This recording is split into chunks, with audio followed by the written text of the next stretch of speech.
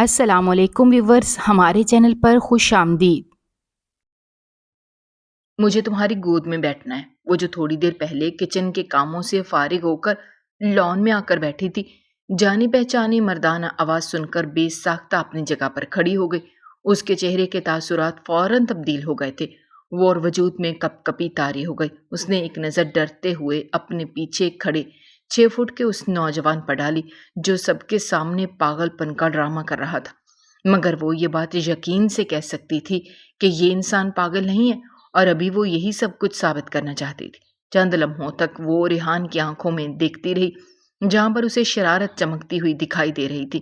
آپ یہ ڈرامہ کیوں کر رہے ہیں؟ آج اس نے دو ٹوک انداز میں بات کرنے کا فیصلہ کیا تھا، کیونکہ آپ اسے ریحان کا یہ رویہ تکلیف دے رہا تھا۔ وہ انسان اچھے طریقے سے جانتا تھا کہ اس کی ماں اس کی بیوی پر ظلم کرتی ہے، اس کے باوجود وہ معصوم بچہ بنا ہوا تھا۔ میں آپ سے پوچھ رہی ہوں کہ آپ یہ ڈرامہ کیوں کر رہے ہیں؟ اپنی نہیں تو کم از کم میری ہی تھوڑی سی فکر کر لے۔ آپ کی وجہ سے میری زندگی برباد ہو گئی ہے، مجھ سے میرا سب کچھ چھن گیا ہے۔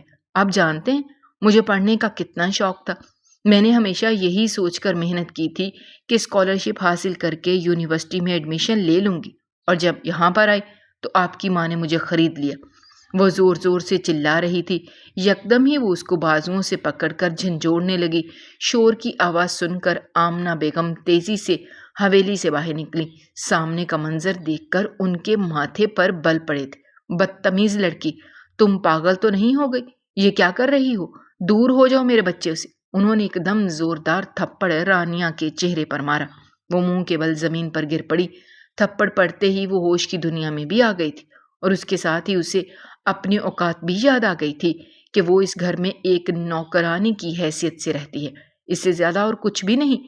ریحان خاموشی سے سائڈ پر کھڑا یہ تماشا دیکھ رہا تھا۔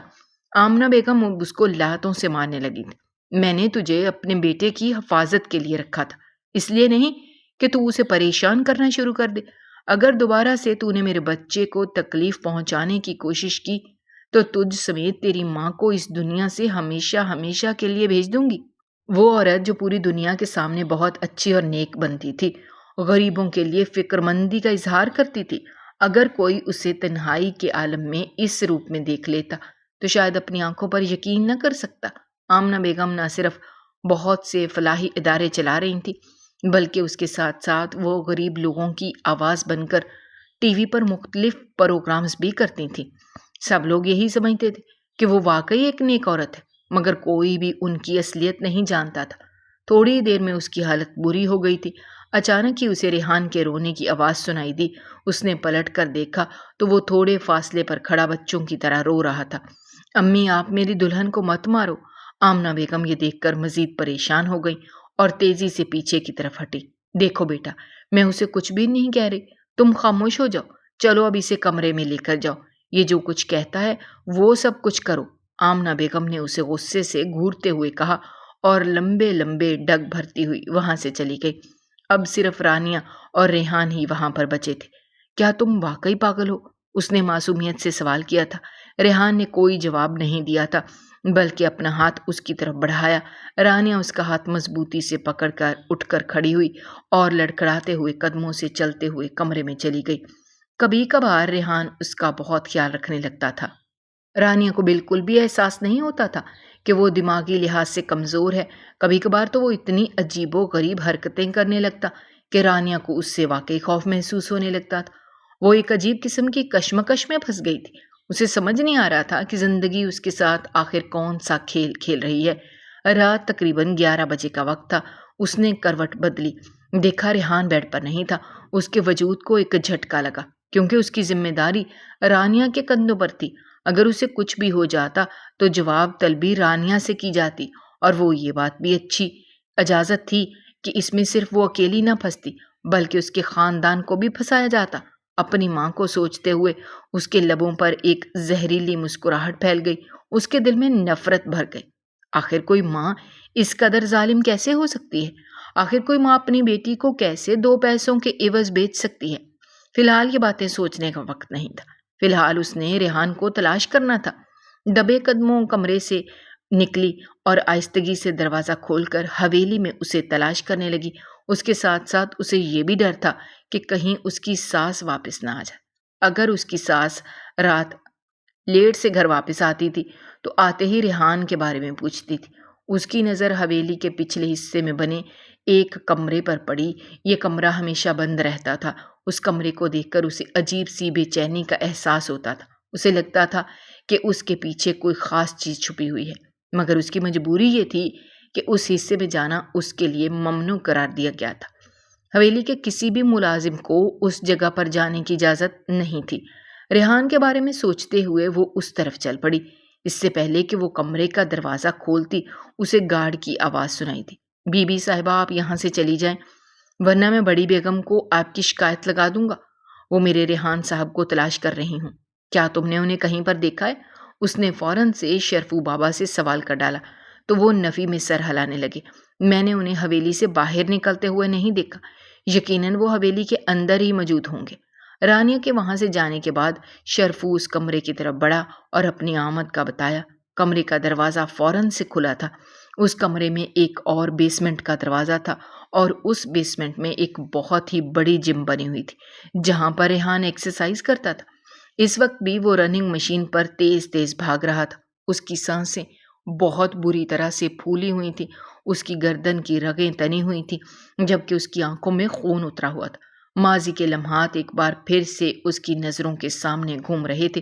اگر رانیہ اسے اس حالت میں دیکھ لیتی تو یقیناً وہ غش کھا کر بے ہوش ہو جاتی۔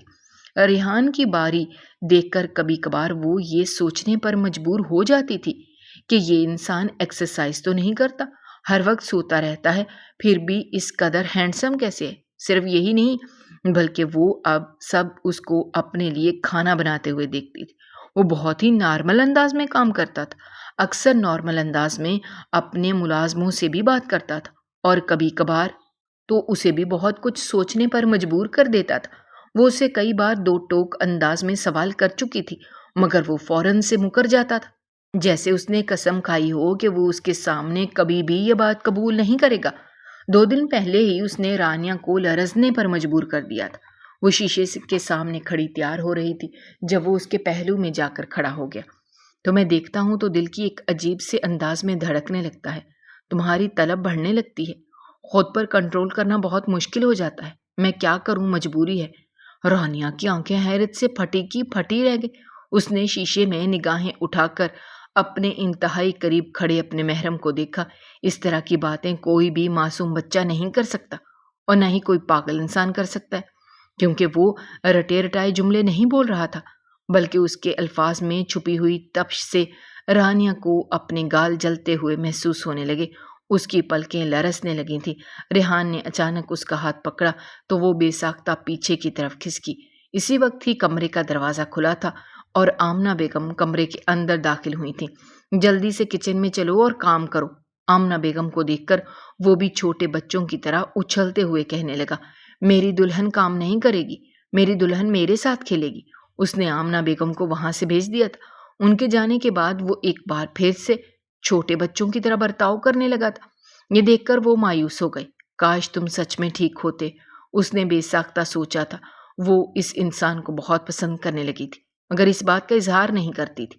صاحب، چھوٹی بی بی آپ کو تلاش کر رہی ہیں، وہ 2 بار آپ کے بارے میں سوال کر چکی ہیں، تم اس کو سنبھالو، میں تھوڑی دیر میں آتا ہوں، اس نے سب الفاظ میں کہا۔ بات سنو، مجھے فاروق افندی کے بارے میں بتاؤ، کیا اس نے دوبارہ میری ماں سے رابطہ کرنے کی کوشش کی یا نہیں؟ نہیں صاحب، انہوں نے آپ کی ماں سے دوبارہ کانٹیکٹ نہیں کیا۔ میں نے ٹریکنگ ڈیوائس آپ کی والدہ کے موبائل کے ساتھ کنیکٹ کی ہوئی ہے، جیسے وہ ان سے رابطہ کریں گی ہمیں معلوم ہو جائے گا، اس نے مؤدبانہ انداز میں جواب دیا۔ اس کا یہ جواب ریحان کو پسند نہیں آیا تھا۔ تم سے بڑا بے وقوف انسان میں نے آج تک اپنی ساری زندگی میں نہیں دیکھا۔ یہ بھی تو ہو سکتا ہے کہ میری ماں اس سے کسی اور طرح سے رابطہ کرے، اور یہ بات تو میں بھی اچھے طریقے سے جانتا ہوں کہ وہ کبھی بھی اپنے موبائل سے اس سے کنیکٹ کرنے کی کوشش نہیں کرے گی۔ کوئی اور طریقہ تلاش کرو۔ جیسے ہی تمہیں ان دونوں کا رابطے کا پتہ چلے تم نے فوراً مجھے بتانا ہے، کیونکہ اس بار میں اس انسان کو اپنے ہاتھوں سے نکلنے کی اجازت نہیں دوں گا، اور اگر مجھے پتہ چلا کہ میری ماں بھی گنہگار ہے تو میں اپنی ماں سے بھی انتقام لوں گا۔ اس کی آنکھوں میں انتقام کے شعلے لپک رہے تھے۔ گارڈ اس کی بات سن کر تیزی سے وہاں سے باہر نکلا۔ اس نے جلدی سے مشین روکی اور فریش ہونے کے لیے چلا گیا۔ کمرے کے اندر داخل ہوا تو وہ معصوم سا ڈرا ہوا چہرہ لیے بیڈ پر بیٹھی ہوئی تھی۔ انگلی سے بیڈ کی چادر پر لکیریں کھینچ رہی تھی۔ وہ کسی گہری سوچ میں ڈوبی ہوئی نظر آ رہی تھی۔ دلہن میں آ گیا ہوں، اس نے معصومیت سے کہا۔ اسے دیکھ کر رانیہ کے لبوں پر یکدم مسکراہٹ پھیل گئی۔ اسے یوں محسوس ہوا جیسے اسے زندگی کی نوید مل گئی ہو۔ تم کہاں پر چلے گئے تھے؟ میں نے تمہیں کتنی بار سمجھایا ہے مجھے بتائے بغیر کمرے سے باہر نہ نکلا کرو۔ تم ہو کہ میری کہیں بات سمجھ ہی نہیں آتی۔ ایم سوری دلہن، مجھ سے غلطی ہو گئی، میں وہ لائبریری میں سو گیا تھا، اس نے پھر سے معصومیت سے کہا۔ نہ چاہتے ہوئے بھی وہ خاموش ہو گئی تھی۔ چلو ٹھیک ہے، اب تم آرام کرو، مگر مجھے تمہارے پاس سونا ہے، وہ ضد کرتے ہوئے بولا۔ رانیہ کے گال شرم کی وجہ سے لال ہو گئے تھے۔ جو بھی تھا وہ ایک نوجوان شخص تھا اور اس کا شوہر تھا۔ جب بھی وہ اس کے قریب آتا تھا اس کے دل کی دھڑکنیں منتشر ہو جاتی تھی۔ وہ خود حیران ہوتی تھی کہ آخر ایک پاگل انسان کے لیے بھی اس کے دل میں کیسے فیلنگز ڈیولپ ہو سکتی ہیں۔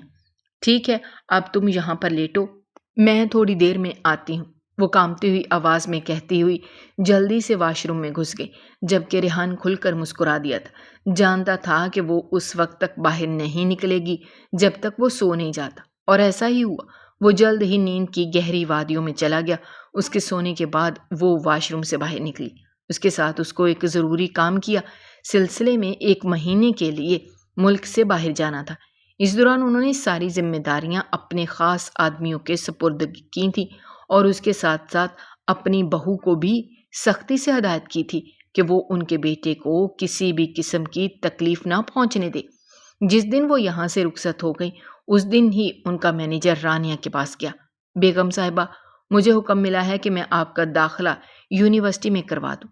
رانیہ کو چند لمحوں کے لیے اپنے کانوں پر یقین ہی نہیں آیا۔ یہ تم کیا کہہ رہے ہو؟ کیا یہ سچ ہے؟ اس نے پرجوش انداز میں کہا، پھر یکدم ہی پریشان ہو گئی۔ چھوٹے صاحب کا خیال کون رکھے گا؟ آپ ان کی ٹینشن نہ لیں، ان کا خیال رکھنے کے لیے میں یہاں پر موجود ہوں، اس نے فوراً سے مؤدبانہ انداز میں کہا۔ آپ مجھے صرف یونیورسٹی کی ڈیٹیل دے دیں جہاں پر آپ ایڈمیشن لینا چاہتی ہیں۔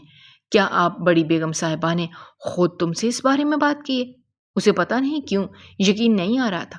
آمنہ صاحبہ اس پر اتنی مہربان ہو سکتی ہیں کیونکہ وہ اسے ہمیشہ ہی عجیب و غریب نظروں سے دیکھتی تھی، اسے ہمیشہ اس چیز کا احساس دلاتی تھی کہ وہ ایک غریب خاندان کی آئی ہوئی ایک معمولی سی لڑکی ہے جس کی ان کے سامنے کوئی حیثیت نہیں، اور ان کی باتوں نے اس کی عزت نفس کو بری طرح سے کچل کر رکھ دیا تھا۔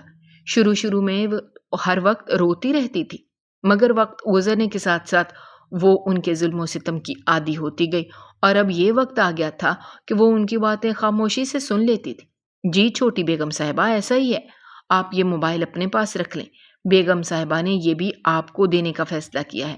قسمت یکدم ہی اس پر مہربان ہو گئی تھی، اس کے سارے گلے شکوے ختم ہو گئے تھے، اس کی آنکھوں میں خوشی کے مارے آنسو چمکنے لگے تھے۔ اس کی زمین کا سب سے بڑا خواب پورا ہونے جا رہا تھا۔ فون ملتے ہی سب سے پہلے اس نے اپنی ماں کو کال ملائی۔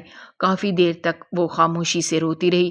دوسری طرف بیٹی کی آواز سن کر فوزیہ بیگم کو یوں لگا جیسے انہیں زندگی کی نوید مل گئی ہو۔ انہیں لگا تھا کہ بیٹی کے بدلے پیسے لے کر انہیں ساری خوشیاں مل جائیں گی، مگر یہ ان کی غلط فہمی تھی۔ وہ پیسے ویسے کے ویسے پڑے ہوئے تھے، انہوں نے ان میں سے ایک پھوٹی کوڑی بھی استعمال نہیں کی تھی، بلکہ وہ اسی رات ہی دوبارہ سے آمنہ بیگم کے پاس آئی تھیں تاکہ اپنی بیٹی کو واپس لے جا سکیں، مگر اس دن آمنہ بیگم نے انہیں دھکے دے کر گھر سے باہر نکالا تھا اور صاف کہہ دیا تھا کہ اگر تمہیں اپنی بیٹی کی زندگی چاہیے تو اب کبھی بھی اپنی شکل مت دکھانا۔ انہوں نے یہ بات تو سنی تھی کہ امیر لوگ بہت ہی ظالم ہوتے ہیں، مگر انہیں اس چیز کا اندازہ نہیں تھا کہ وہ اس حد تک پتھر دل کے مالک ہوتے ہیں۔ دونوں ماں بیٹی ایک دوسرے سے بات کر کے اپنے دل کا بوجھ ہلکا کر چکی تھیں، مگر فوزیہ بیگم نے اسے فی الحال ملنے سے انکار کر دیا تھا کیونکہ وہ بیٹی کے معاملے میں کسی قسم کا رسک نہیں لینا چاہتی تھیں۔ وہ پوری رات ہی انٹرنیٹ پر یونیورسٹی سرچ کرتی رہی۔ فی الحال اس کی شہر کی صرف 2 یونیورسٹی میں ہی ایڈمیشن اوپن تھا۔ اس نے ان میں سے ایک یونیورسٹی چن لی۔ اس دوران وہ ریحان کو مکمل طور پر بھول چکی تھی۔ وہ اس کے ذہن سے مٹ چکا تھا۔ جب وہ تھکی ہاری اپنے کمرے میں پہنچی تو دیکھا بے ساختہ ریحان کی طرف گیا، مگر وہ اس حد تک تھک چکی تھی کہ گہری نیند سو گئی۔ رات کے 3 بجے وہ کمرے کے اندر ایک بار پھر سے داخل ہوا تھا۔ اس نے اس معصوم لڑکی کو بیڈ پر سوتے دیکھا، خاموشی سے اس کے سرہانے جا کر بیٹھ گیا اور اس کے بالوں میں انگلیاں پھیرنے لگا۔ مجھے صرف 2 مہینے کا وقت دے دو پیاری لڑکی، میں تم سے وعدہ کرتا ہوں میں سب کچھ ٹھیک کر دوں گا، تمہاری زندگی دوبارہ سے خوشیوں سے بھر دوں گا اور تمہیں اتنا سکون دوں گا کہ تم اپنے آپ کو دنیا کی خوش قسمت لڑکی تصور کرنے لگو گی۔ وہ بھاری آواز میں اس کے کانوں میں سرگوشیاں کر رہا تھا، جبکہ وہ اس کے جملوں اور اس کے الفاظ کی تپش سے مکمل طور پر انجان گہری نیند سوئی ہوئی تھی۔ بے ساختہ اس نے اس کے ماتھے پر بوسہ دیا۔ ماضی کے لمحات اس کی نظروں کے سامنے گھومنے لگے تھے۔ وہ دن اسے آج بھی یاد تھا جب وہ پہلی بار اس حویلی میں آئی تھی۔ شاید وہ یہ بات بھول چکی تھی، مگر ریحان نہیں بھولا تھا۔ تبھی تو اس نے اس لڑکی سے شادی کرنے کا فیصلہ کیا تھا۔ دراصل آج سے 1 سال پہلے تک وہ مختلف جگہ پر ٹیوشنز پر آتی تھی۔ چونکہ وہ بہت ہی لائق تھی اور اس کی اپنی اکیڈمی پرفارمنس اچھی تھی، بہت ہی اچھی رہی تھی، اس لیے اسے آسانی سے ٹیوشن مل جاتی تھی۔ بلکہ کچھ بچوں نے اس کی وجہ سے ٹاپ کیا تھا، جس کی وجہ سے وہ بحریہ ٹاؤن میں کافی مشہور ہو گئی تھی۔ ایک دن میں تقریباً وہ 3 گھروں میں جا کر 1 گھنٹے کی ٹیوشن دیتی تھی اور بدلے میں اسے اچھے خاصے پیسے مل جاتے تھے۔ اس دن بہت گرمی تھی۔ 3 بچے وہ ایک گھر کے سامنے پہنچی۔ وہ وہاں پر پہلی بار جا رہی تھی، کافی حد تک کنفیوز بھی تھی، کیونکہ جس آدمی نے اس سے رابطہ کیا تھا اس آدمی نے 2 ٹوک انداز میں بات کی تھی اور وہ کافی روڈ معلوم ہو رہا تھا۔ اسی بارے میں سوچتے ہوئے وہ حویلی کے اندر چلی گئی۔ اس سے پہلے کہ وہ قدم آگے بڑھاتی اسے کتے کے بھونکنے کی آواز سنائی دی۔ اسے لگا تھا کہ اس کے قدموں کے نیچے سے زمین نکل گئی ہے۔ خوف زدہ نظروں سے پیچھے پلٹ کر دیکھا تو وہاں پر ایک بہت بڑا کالے رنگ کا کتا کھڑا تھا، جس کی زبان اس کے منہ سے باہر نکلی ہوئی تھی۔ وہ خونخوار نظروں سے رانیہ کو دیکھ رہا تھا۔ اچانک ہی وہ بھونکنے لگا۔ ادھر اس نے بھونکنا شروع کیا، ادھر رانیہ کو جان اپنے وجود سے نکلتی ہوئی محسوس ہوئی۔ اس نے آگے کی طرف دوڑ لگا دی۔ اچانک ہی اس کا سر کسی زوردار چیز سے ٹکرایا۔ وہ درد سے کراہتے ہوئے پیچھے ہٹی۔ تب تک کتا بھی ریحان کو دیکھ کر خاموش ہو گیا تھا۔ یہ کس طرح کا جنگلی کتا رکھا ہوا ہے آپ نے؟ اس نے درد سے کراہتے ہوئے کہا۔ ابھی تک اس نے نظریں اٹھا کر نہیں دیکھا تھا، مگر اسے اندازہ ہو چکا تھا کہ اس کے سامنے یقیناً اس گھر کا ہی رہنے والا فرد کھڑا ہے۔ ریحان نے اس کی بات کا جواب نہیں دیا، بلکہ خاموشی سے اسے دیکھتا رہا۔ اسی وقت آمنہ بیگم باہر نکلی اور اس لڑکی کو دیکھ کر سوال کرنے لگی۔ کون ہو تم؟ یہاں پر کیا کر رہی ہو؟ اس لڑکی کا معمولی سا حلیہ دیکھ کر ان کے ماتھے پر بل پڑ گئے تھے۔ انہیں ہمیشہ ہی اپنی کلاس کی لڑکیاں پسند آتی تھیں۔ غریب لڑکیوں سے ان کی ویسے بھی نہیں بنتی تھی۔ اس کے پیچھے بھی ایک بہت بڑی کہانی تھی جو انہوں نے آج تک کسی کو بتائی نہیں تھی، اور وہ بتانا بھی اپنی ذلت سمجھتی تھی۔ جی میں آپ کے بچے کو ٹیوشن پڑھانے کے لیے آئی ہوں، اس نے جلدی سے جواب دیا۔ مجھے اس گھر سے کال موصول ہوئی تھی۔ اس کے ساتھ ہی اس نے تفصیل پیش کی۔ آمنہ بیگم نے بے ساختہ ایک نظر اپنے پہلو میں کھڑے ریحان پر ڈالی، جس کا 2 مہینے پہلے ہی ایکسیڈنٹ ہوا تھا۔ اس کے دماغ پر چوٹ لگی تھی اور وہ بچوں جیسی حرکتیں کرنے لگا تھا، مگر فی الحال مودبانہ انداز میں خاموش کھڑا تھا۔ کیا تمہیں لگتا ہے کہ میرے بیٹے کو ٹیوشن کی ضرورت ہے؟ آمنہ بیگم نے اس کی طرف طنزیہ انداز میں دیکھ کر مسکراتے ہوئے کہا۔ بے ساختہ اس نے بھی نظریں اٹھا کر ریحان کی طرف دیکھا۔ وہ بمشکل اس کے کندھوں تک پہنچتی تھی۔ وہ 6 فٹ کا 28 سالہ نوجوان تھا۔ وہ یکدم ہی شرمندہ ہو گئی۔ یہ گھر نمبر 4 نہیں ہے؟ اس نے ہچکچاتے ہوئے پوچھا، مگر اس کی بات کو نظر انداز کرتے ہوئے آمنہ بیگم نے طنزیہ انداز میں مسکراتے ہوئے کہا، ویسے تم لوگوں نے بھیک مانگنے کا صحیح طریقہ شروع کر دیا ہے۔ چلو اب نکلو یہاں سے، میرے پاس تم جیسے لوگوں کو دینے کے لیے پیسے نہیں ہیں۔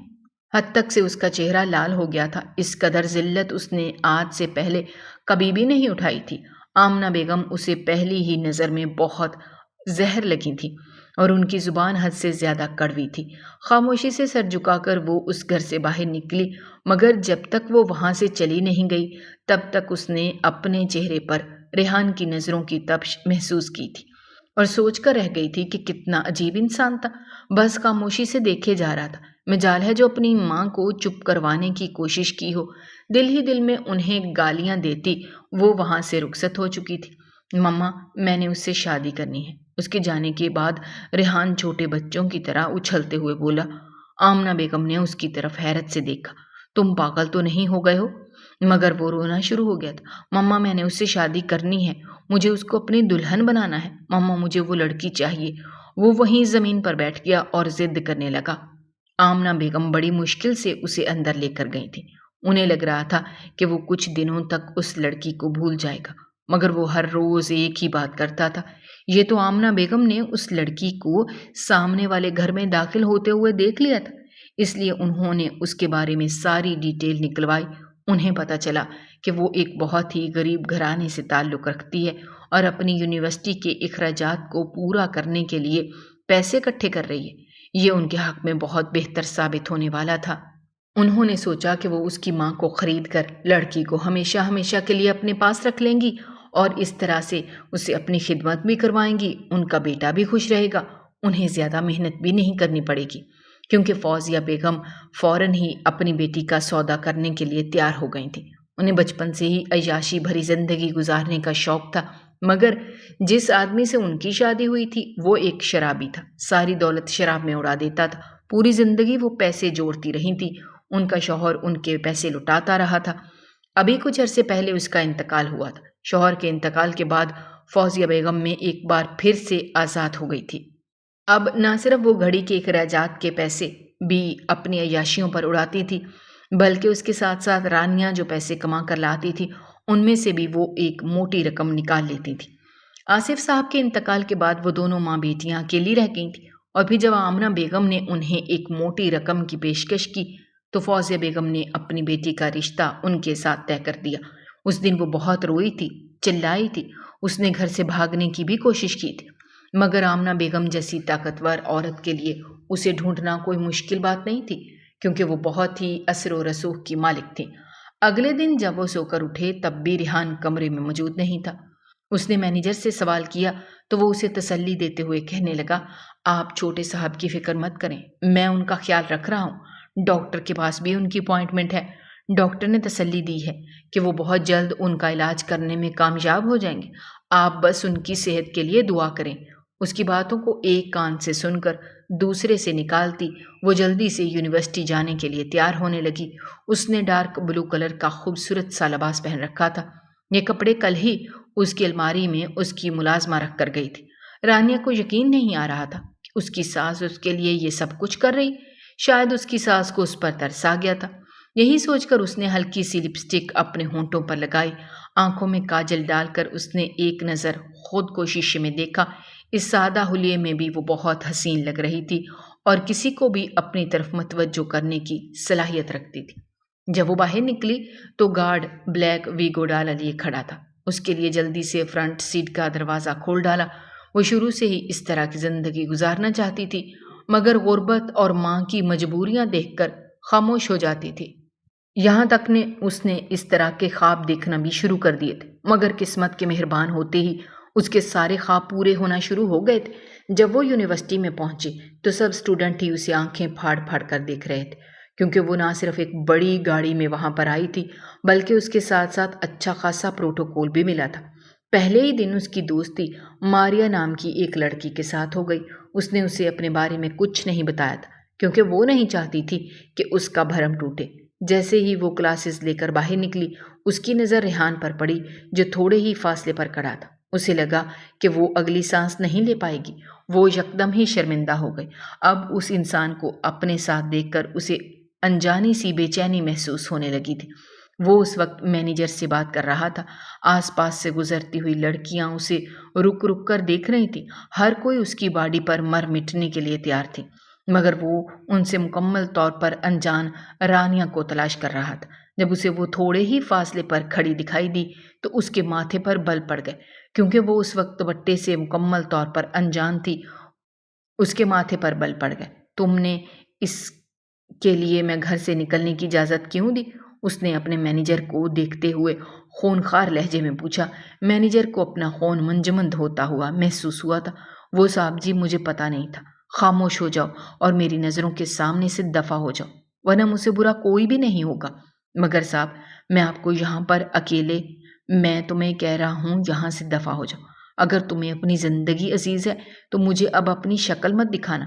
جب تک میں تمہیں کال کروں تب تک تم میرے پاس نہیں آؤ گے۔ وہ اتنی اونچی آواز میں چلایا کہ آس پاس سے گزرتے ہوئے لوگوں نے بھی انہیں رک کر دیکھا تھا۔ وہ نہ چاہتے ہوئے بھی وہاں سے چلا گیا۔ اس کے جانے کے بعد وہ چھوٹے چھوٹے قدم اٹھاتا ہوا اپنی بیگم صاحبہ کی طرف بڑھنے لگا، جس پر اسے بے حد زیادہ غصہ تھا۔ اسے پتا بھی تھا کہ اس نے کس طرح سے اپنا بدلہ لینا ہے۔ اس لڑکی کے چال چلن دیکھ کر وہ اس بات کا بھی اندازہ لگا چکا تھا کہ وہ سب لوگوں کے سامنے اپنا ایک امیج کریٹ کرنے میں کامیاب ہو گئی ہے۔ دلہن چلو نا میرے ساتھ، اس نے معصومیت سے تیز آواز میں کہا۔ آس پاس کھڑے اسٹوڈنٹس نے انہیں حیرت سے دیکھا۔ وہ لڑکیاں جو صبح اس پر بری طرح فدا ہو رہی تھیں اور اس سے اس کی پرسنل زندگی کے بارے میں سوال کیے جا رہی تھیں، اس نے سب لوگوں کو یہی بتایا تھا کہ وہ سنگل ہے، مگر اب اپنے پاگل شوہر کے وہاں پر آ جانے سے اس کی ساری ریپوٹیشن خراب ہونے والی تھی، اور یہی سوچ کر اسے غصہ آ رہا تھا۔ خاموش ہو جاؤ، میں بس چل رہی ہوں تمہارے ساتھ، اس نے غراتے ہوئے کہا تو وہ چپ ہونے کے بجائے مزید اونچی آواز میں بولا، دلہن تم مجھے کیوں ڈانٹ رہی ہو؟ میں امی کو بتاؤں گا کہ تم مجھے مارتی ہو۔ یہ تمہارا کیا لگتا ہے؟ ماریا، جس سے اس کی دوستی ہوئی تھی، وہ یہ دیکھ کر چپ نہ رہ سکی۔ یہ میری بیوی ہے، جواب ریحان کی طرف سے آیا تھا۔ نہیں، یہ جھوٹ بول رہا ہے، یہ میرا کزن ہے۔ دراصل یہ ذہنی لحاظ سے تھوڑا کمزور ہے، اور فی الحال تمہیں پتہ ہے کہ میں اپنے خالہ جان کے پاس رہ رہی ہوں، تو انہوں نے مجھے اس کا خیال رکھنے کا کہا ہے۔ پتہ نہیں یہ یہاں پر کیوں آ گیا، اس نے اپنے ماتھے سے ندیدہ پسینہ صاف کرتے ہوئے کہا۔ ریحان اس دوران اس کی حرکتوں کو بہت غور سے دیکھ رہا تھا۔ دل ہی دل میں اس نے فیصلہ کیا تھا کہ وہ آج اس لڑکی کو سبق سکھائے گا اور اسے اپنے اور اس کے رشتے کی نوعیت کے بارے میں بھی بتائے گا، کیونکہ اب وقت آ گیا تھا کہ وہ اس پر اپنی اصلیت ظاہر کر دیتا۔ وہ اس وقت خاموش ہو گیا تھا، اس نے کچھ بھی نہ کہا۔ اس کے ساتھ ہی گاڑی کی جانب بڑھ گیا۔ فرنٹ سیٹ پر اس کا مینیجر بیٹھا ہوا تھا۔ تھوڑے ہی فاصلے پر جا کر اس نے مینیجر کو وہاں سے اترنے کے لیے کہا اور خود گاڑی ڈرائیو کرنے لگا۔ اس دوران اس نے گاڑی کو لاک کر لیا تھا تاکہ وہاں سے بھاگنے کی کوشش نہ کر سکے۔ تم نے اس لڑکی سے جھوٹ کیوں بولا؟ اس نے بغیر کوئی تمہید باندھے ڈائریکٹ اس سے سوال کیا تو وہ چونک اٹھی۔ پہلے تو وہ اس کی گاڑی چلانے پر حیران ہو رہی تھی، اور پھر اس کے اس سوال پر۔ آج بہت سے راز کھلنے والے تھے اور بہت سی چیزیں کلیئر ہونا تھی۔ میں تم سے پوچھ رہا ہوں، تم نے اس لڑکی سے جھوٹ کیوں بولا؟ وہ حلق کے بل چلایا تھا۔ اب کی بار وہ واقعی خوفزدہ ہو گئی تھی۔ اس کی آنکھوں میں آنسو چمکنے لگے تھے۔ خبردار جو تم نے ایک آنسو بھی بہایا، کیونکہ اب میں تمہارے ان آنسوؤں کے زور میں آنے والا نہیں۔ تمہیں ذرا بھی شرم نہیں آئی ہم لوگوں کا رشتہ چھپاتے ہوئے؟ وہ بے یقینی سے بولا تھا۔ اسے شاید اپنی بیوی سے اس بات کی امید بالکل نہیں تھی۔ تو میں کیا بتاتی کہ میں ایک پاگل انسان کی بیوی ہوں؟ وہ بھی اسی کے انداز میں چلائی تو وہ خاموشی سے کافی دیر تک اس کے چہرے کو دیکھتا رہا۔ چلو پھر ٹھیک ہے، آج تمہاری یہ غلط فہمی بھی ختم کر دیتا ہوں۔ یہ کہہ کر اس نے گاڑی کی سپیڈ مزید تیز کر دی۔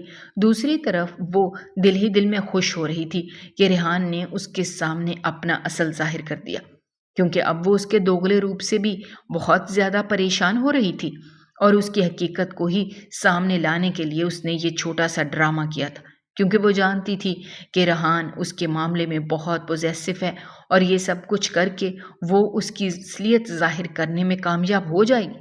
گاڑی ایک بہت بڑے بنگلے کے سامنے آ کر رک گئی تھی، جو آبادی سے تھوڑے ہی فاصلے پر بنا ہوا تھا۔ اس نے جلدی سے گاڑی کا دروازہ کھولا اور اسے کھینچتے ہوئے اپنے ساتھ لے کر گیا۔ اس سے پہلے کہ وہ اسے کسی قسم کی کوئی تکلیف پہنچاتا، وہ یکدم ہی اس کے سینے سے لگ گئی اور پھوٹ پھوٹ کر رونے لگی۔ وہ اپنی جگہ پر تھم گیا تھا۔ شاید اسے بھی رانیہ سے اس سب کی امید نہیں تھی۔ پلیز اب یہ سب کچھ بند کر دو، پلیز یہ سب کچھ ختم کر دو۔ میں یہ مزید برداشت نہیں کر سکتی۔ میں تم سے بہت محبت کرتی ہوں۔ میں نہیں جانتی کہ مجھے تم سے یہ محبت کب ہوئی، لیکن جب سے میرے دل میں تمہارے لیے پیار پیدا ہوا ہے، اس دن سے اپنے رب سے مسلسل دعا کرتی ہوں کہ تم بالکل ٹھیک ہو جاؤ، اور نہ جانے کیوں کہیں نہ کہیں مجھے ایسا لگتا ہے کہ تم ٹھیک ہو، مگر میں ڈرتی ہوں کیونکہ تم ماننے کے لیے تیار نہیں تھے۔ مجھے تمہاری ماں سے بھی خوف محسوس ہوتا تھا۔ یہ سب کچھ میں نے اسی لیے کیا تاکہ تم خود سے مجھے حقیقت بتا دو، اور میں تم سے اس کے لیے معافی بھی مانگتی ہوں۔ وہ چھوٹے بچوں کی طرح اس کے سینے سے لگی رو رہی تھی۔ ریحان جو اسے تکلیف پہنچانے کا ارادہ رکھتا تھا اب بے بسی کا مجسمہ بن گیا تھا۔ تم اس کے بارے میں کسی کو کچھ بھی نہیں بتاؤ گی؟ اس نے اس کے چہرے کو اپنے ہاتھوں کے حالے میں لیا اور اس کی آنکھوں میں دیکھتے ہوئے مضبوط انداز میں کہا، مگر مجھے بتاؤ تو صحیح، تم نے سب لوگوں سے اپنی اصلیت کیوں چھپائی ہوئی ہے؟ تمہیں اندازہ نہیں ہے کہ تمہاری ماں تمہارے لیے کتنی پریشان ہے؟ اس سے پہلے کہ وہ مزید کچھ کہتی، وہ اونچی آواز میں ہنسنے لگا اور ہنستا گیا۔ اس کی آنکھوں سے پانی نکلنے لگا۔ بس کیا کرو، کیسی بچوں والی باتیں کرتی ہو تم تو یوں کہہ رہی ہو جیسے میں اپنی ماں کو جانتا ہی نہیں ہوں۔ ارے وہ عورت میرے باپ کے قاتل کے ساتھ ملی ہوئی تھی۔ اس نے فاروق افندی کے ساتھ مل کر میرے باپ کو جان سے مارا ہے، اور اس کا وہ عاشق مجھے بھی جان سے مار دیتا اگر میں یہ سارا ڈرامہ نہ کرتا۔ یہ سب کچھ میں اتنے عرصے سے اسی لیے کر رہا تھا تاکہ ان کی نظروں سے پوشیدہ رہ کر میں اس آدمی کے خلاف ثبوت اکٹھے کر سکوں اور اپنی ماں کی اصلیت بھی جاننے میں کامیاب ہو جاؤں۔ اس کی باتیں رانیہ کے سر کے اوپر سے گزر رہی تھیں کیونکہ وہ اس معاملے کے بارے میں کچھ بھی نہیں جانتی تھی اور نہ ہی وہ اس طرح کی چیزوں پر یقین رکھتی تھی۔ اسے تو لگ رہا تھا کہ یہ کوئی مووی چل رہی ہے۔ تمہیں پریشان ہونے کی یا گھبرانے کی ضرورت نہیں ہے۔ میں تم سے وعدہ کرتا ہوں میں تمہارے سارے خواب پورے کروں گا۔ اگر میں خود زندہ نہ رہ سکا تو میں تمہارے لیے اتنی دولت چھوڑ جاؤں گا کہ تم آسانی سے اپنی زندگی گزار پاؤ گی اور اپنی ساری آرزوؤں کو پایہ تکمیل تک پہنچا پاؤ گی۔ وہ اسے اپنے سینے سے لگاتے ہوئے تسلی دیتے ہوئے کہنے لگا۔ اس سے دوری کے بارے میں سوچ کر ہی وہ کانپ اٹھی تھی۔ تیزی سے نفی میں سر ہلاتے ہوئے بولی، میں اپنی ساری خواہشات اب تمہارے ساتھ ہی پوری کرنے چاہتی ہوں۔ پلیز کچھ ایسا مت کرنا کہ جس سے ہم دونوں کے درمیان دوری آ جائے، کیونکہ میں تم سے دور نہیں ہونا چاہتی۔ شاید یہ نکاح کی طاقت تھی کہ وہ واقعی اس کو اپنا سب کچھ تسلیم کرنے لگی تھی۔ ان دونوں کو وہاں پر کھڑے تھوڑی ہی دیر گزری تھی کہ گولیاں چلنے لگی۔ وہ جلدی سے نیچے کی طرف ہو گیا۔ فی الحال وہ جس کمرے میں موجود تھے اس کی کھڑکی کے شیشے ٹوٹ چکے تھے اور وہ اس وقت دونوں بیڈ کے نیچے لیٹے ہوئے تھے۔ اس نے مضبوطی سے اپنی بیگم کے منہ پر ہاتھ رکھا ہوا تھا تاکہ اس کی چیخوں کا گلا گھونٹ دے۔ یہ سب کیا ہے؟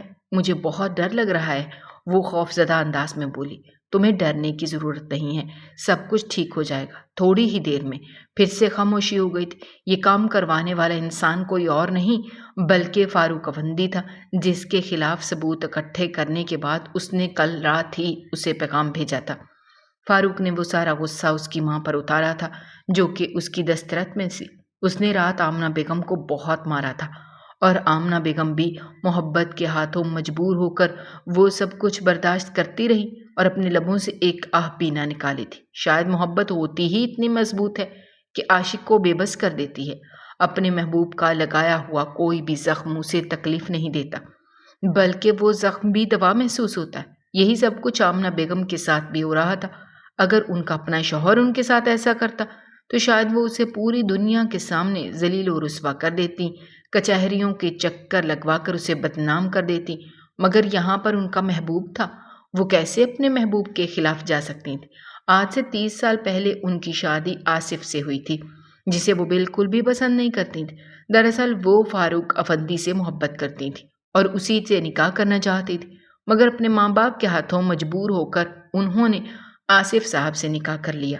شادی کے بعد بھی وہ فاروق صاحب سے ملتی رہتی تھی۔ شروع میں آصف صاحب کو اس بارے میں پتہ نہیں تھا، مگر جب انہیں پتہ چلا تو انہوں نے اپنی بیوی کو پیار سے سمجھایا، مگر ان کی بیوی باز نہ آئی بلکہ انہوں نے گھر کا ماحول مزید خراب کر دیا۔